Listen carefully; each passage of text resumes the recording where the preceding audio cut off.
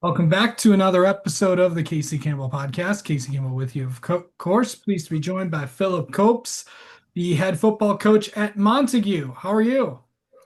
I'm good. How are you? I'm doing well. How are things going for you guys this summer? What has it been like since, of course, you took this job? It's been good. It's been busy, but it's been good. So I was the head coach at Hamilton High School for 6 years, and I'm an alumni of that school. So I was proud to lead that program, and hard to leave it. But after 6 years and some frustrations with some things there, it was time for a change. And Montague has always been a job that I always kind of looked at and said, if that job ever comes open, I might throw my hat in the ring. And then it did. And then went through the interview process this spring. Everything worked out, and taught my last day of school at Hamilton on June 6th. Moved the rest of my stuff to the house I bought in Montague on June 7th, and coached the Wildcats at a 7-on-7 tournament on Sunday, June 8th. So ever since then, it's been busy.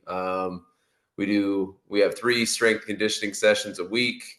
On Monday, Tuesday, and Thursday, I run whole school strength and conditioning in 4 different sessions for all the Montague athletes, all the way down through the middle school. And then we do football, high school camp, and a kids camp of some level on Wednesday nights. And then all the stuff of having a new house and a new space and all of those things. So it's been busy, but the kids and the people have been great, very welcoming. You can tell it's a football town, and they're excited about the future, as am I. Absolutely. What's the outlook for Montague this season? We've got 15 seniors, which is usually a good thing when you have 15 kids and that are in a senior group, especially when you're at a 435 kid high school. So, these are kids that they love football. It would have been easy for them, especially some of those kids that every group has a fringe to it. It would have been easy for some of these guys to say, it didn't go great for us the last couple of years, and this isn't what I wanted it to be, and I'm just going to not play my senior year. And since I met the kids in the spring, none of these seniors have flinched. They've been at things. They've been communicative. They've been trying to grow in a leadership role, and so we're excited about having 15 seniors. A lot of them contributed on the field last year as juniors, so we feel like with some senior leadership and some good players in that group, combined with a couple of special kids from some other grade levels around them. Like we've got a shot to be pretty competitive. Absolutely. I know you talked about the kids. Now let's talk about them. Uh, Yeah. yeah, some of the returners and some of the faces to watch for Montague this year. We'll have 4 starters back on our offensive line, which should be one of the strengths of our team. So Logan Hansen will play tackle for us along with Eli Eilers. And they're both big, tall, strong kids. Logan's a little bit the thicker of the two, but both of them are 6'2", 6'3". Eilers is even taller, and so they're big, long kids out there at tackle. Logan's got to weigh 255, 260, and Eli's a little thinner, but he's a big kid as well. And then we've got Isaac French is going to play left guard for us. Isaac's state qualifying wrestler, state placing, or I should say state qualifying. He didn't quite make the top 10 in the throws as a track athlete. So he's a very good football player. Maverick Osborne will be our center. He's a state qualifying heavyweight wrestler. Um, and then all four of those guys are coming back. We've got two other kids that are kind of vying for the right guard spot, and whoever doesn't win it will be able to back up any non-center offensive line position. So we've got six guys up front that we feel really good about, which is a good place to start. And then Eli Peterson looks like he's going to be our quarterback. Big kid to play quarterback. Fletcher Thoman and Devlin Dean, who both ran the ball for the Wildcats last year, are back at running back.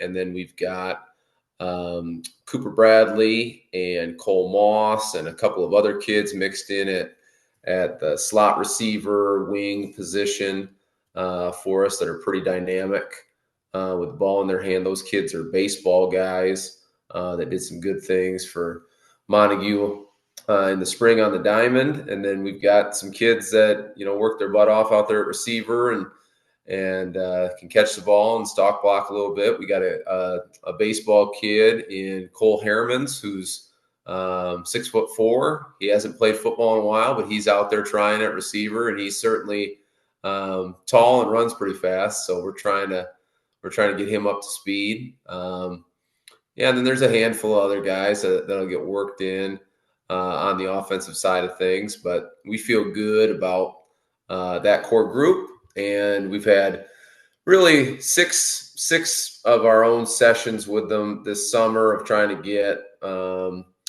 new offense installed and terminology and all of those things. And then we took them to Montrose, Michigan last week to Coach Neese. He has a big football camp over there at the high school he started at 30 plus years ago now. So we took the kids there, and they all thought that was great. We got a lot done in 3 days. And now this week is dead week, and we got a little downtime. So yeah, that's where the Wildcats are at this summer. All right. Well, I know obviously you can still do conditioning stuff and all that. It's but no non-football related activities, of course. Yeah. But Yeah. I know a lot of teams do give this week off to a lot of to the kids to say, hey, go enjoy whatever you got left because come August 11th, it is full go until the end of the year. That's right. Give them a little time. Let them be excited about Monday the 11th instead of, oh man, we've been doing this for however long. We will take our seniors on senior trip Thursday evening through Saturday morning. We go on a 2-night leadership retreat with our senior guys. That's something I've always done. It's your senior year, right? So it's their last time. It's their playing football for a lot of them. It's their last go around. So how can we maximize this experience for you? How can you use your position as a senior to maximize our experience and our results as a team?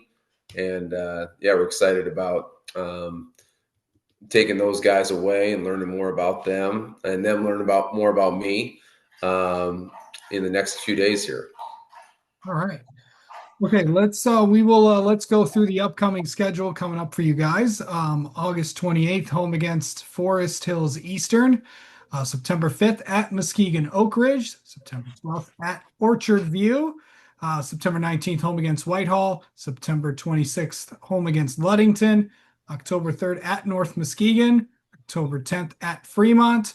October 17th, home against Manistee. And then finishing out the regular season, October 24th, home against Ravenna. So the upcoming year, pretty good schedule as always. What's it going to take to get used to a new conference and all that stuff? I mean, it's a bear of a schedule. As you read it off there, you've got plenty of those teams that figure to be playoff teams as you go through the schedule. And not everybody can be, right? So it'd be interesting to see how it all shakes out. Forest Hills Eastern is a big school for us to play right off the bat. I played them the last few years when I was at Hamilton. They're Division IV playoff team. So that's a big one right off the bat. And then, the big dog in the West Michigan Conference the last half a decade has been Whitehall. So everybody, I got a survey from some news media outlet the other day, and they're like, "Who's the team to beat?" Well, until someone beats them, Whitehall's the team to beat. I think they've won it 5 years in a row now, and that's a big thing for our community in White Lake. Here is the Montague kids want to beat Whitehall. They grew up doing youth sports with them. They play for the Bell, and the Bell goes out to the middle of the bridge, and I think the whole thing is just awesome, right? How excited the community gets for that rivalry, coming from the OK Conference, where your conference realigns every 4 years. It's really hard to establish these long-term rivalries over time, and the fact that Montague and Whitehall have played for eons, and that game has continued and been very competitive. And sometimes it swings one way and then back the other way, and it's kind of like Ohio State, Michigan. It's just that's the game, and that's been made very clear to me by many people as I've stepped into the community. That, hey man, you gotta win that one. More often than we have in recent memory. So that's a big game. Week 4 for us, and then there's a lot of other good teams on that schedule. Ludington's got a great quarterback. North Muskegon's had a lot of success as of late. Some of those teams, Oak Ridge, traditional playoff power in D5 and very competitive in the West Michigan Conference. So, and then for me, like I haven't coached against a lot of these teams. Even Forest Hills Eastern, they have a new head coach. A lot of the guys that from our opponents haven't coached against me. So sometimes you get a pretty good idea, like, all right, I'm going to face this team and this head coach, and you can kind of count on some things, and yeah, it's new for everybody, and I'm really relying on. I got some good staff members here at Montague, relying on those guys to get me up to speed with some of the things that are. Hey, you got when you play Oak Ridge, you got to stop this, and that. You get on the film and you watch all that, but getting the perspective from your assistant coaches is huge. Absolutely. All right. So what are, I know you got the senior trip coming up, but what are the next few weeks going to look like for Montague? We've got a lot of experienced coaches on staff, but a lot of them aren't in the world of education. So they work your normal 9 to 5 job. job, 9 to 5 job. And then we've got to, run a football program outside of those hours. So, fortunately, a lot of those guys start early enough in the morning that they're out of work by 2 or 3 in the afternoon. So our 2-a-day practices will be in the evening with a short break in between. And that's how we'll fit our fall camp in. Other places that I've coached, I coached for almost a decade in Indiana, and I coached down in Hamilton. It's much more a morning thing. If you went 8 to 10, and then you went 12 to 2, or when I was in Indiana, we went 8 to 10, and then we came back in the evening and went like 6 to 8. So we'll just go in the evening. We'll have a short break in between. We'll have an inter-squad scrimmage on that Saturday after the first week of camp. Let the parents come out and see what the Wildcats have been up to all week. And then the next week, we've got a couple of those evening practices, and then we're going to get together and do a special teams and situational type thing with Spring Lake that I've never done. I'm friends with Coach Mallory. We used to compete against each other, but we're going to get together with those guys and get a live look at special teams before week 1, which is kind of a neat thing.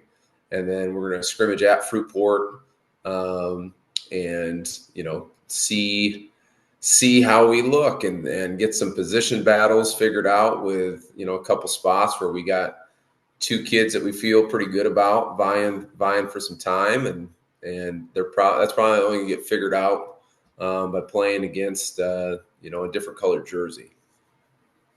Sounds good. All right. Well, Phil, thank you so much for the time as always, and best of luck to you guys this season. Yeah, thank you for what you do for high school football, and we'll talk to you later.